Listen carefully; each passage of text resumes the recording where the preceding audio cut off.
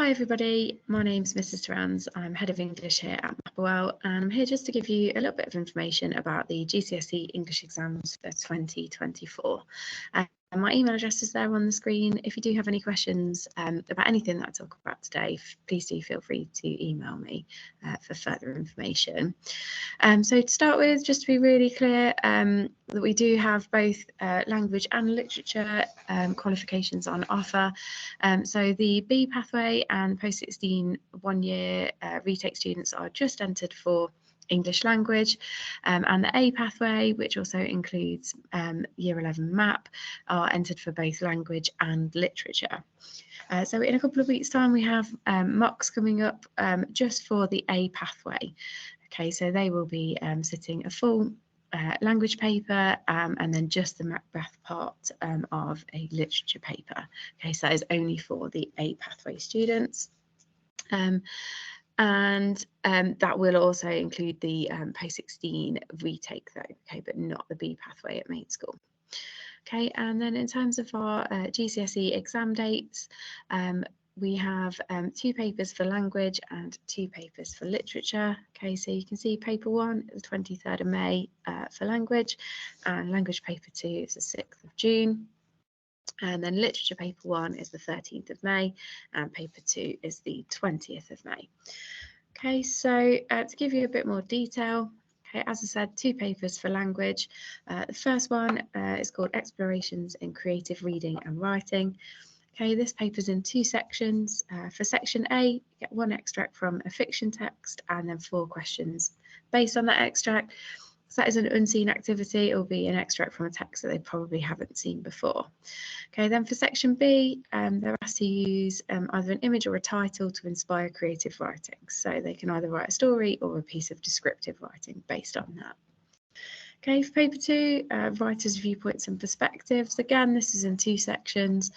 So section A has 2 non-fiction extracts and then 4 questions based around those extracts. Again, they are unseen, and likely that they are going to be unseen. And then section B is the creative task again. This time they get given a text type, an audience and a purpose, and they have to create their own text for that. So for example, it could be something like write a letter to your local government about facilities for young people in the local area. Okay, and then on to literature. So again, this is just for the A pathway. Again, 2 papers. Shakespeare and the 19th century novel. Okay, so both groups have done Macbeth, but then for section B on that first paper, depending on which class your child is in, it'll either be A Christmas Carol if they're 11A, or Jekyll and Hyde if they're on 11 MAP. Okay, and then paper 2, this one's split into 3 sections. So the modern drama that they'll be studied is An Inspector Calls. Poetry anthology, the cluster we've chosen is Power and Conflict, so 15 poems that fit into that subject area.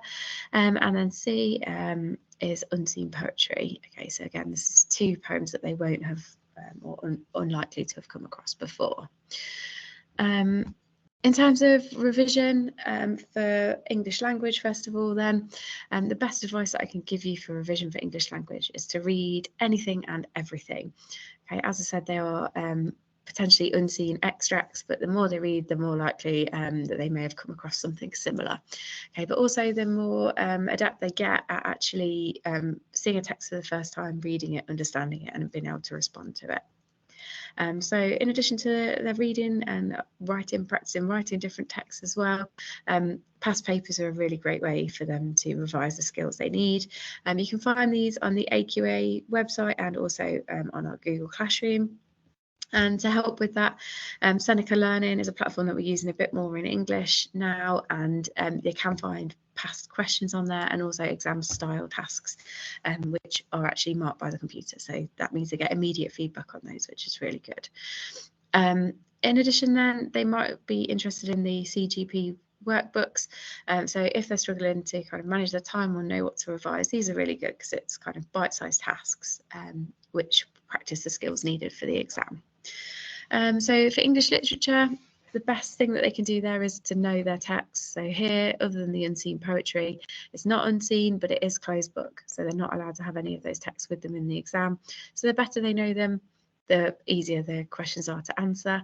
It could be rereading them together is a really great way to help, because then you can encourage and talk about what they've read. Or the audio books are also really useful.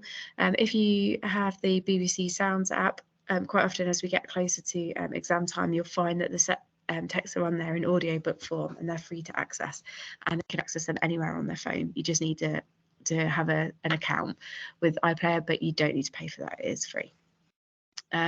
So that's a good way to get the set texts into their brains and possibly help them go to sleep, if nothing else.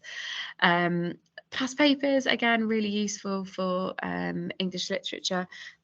Just be careful on that, that they are answering questions on the text that they have studied for their exams, because for each section there are different options. So do make sure that they are practicing with the correct text.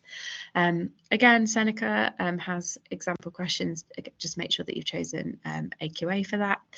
And teachers are sharing lots of resources on Google Classroom for revision.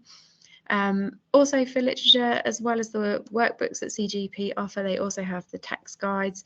So these have activities at the bottom of each page, but they're more sort of a potted version of events. So they'll talk about characters and themes and key ideas in either the play, the stories, or the poetry. That's about it from me. As I said, if you do have any questions, please feel free to email me or your child's teacher. So that'll either be Mrs. Ryman or Mr. Smith, depending on which group they're in at the main school, or Mr. Cooper over at Post 16. Thank you very much.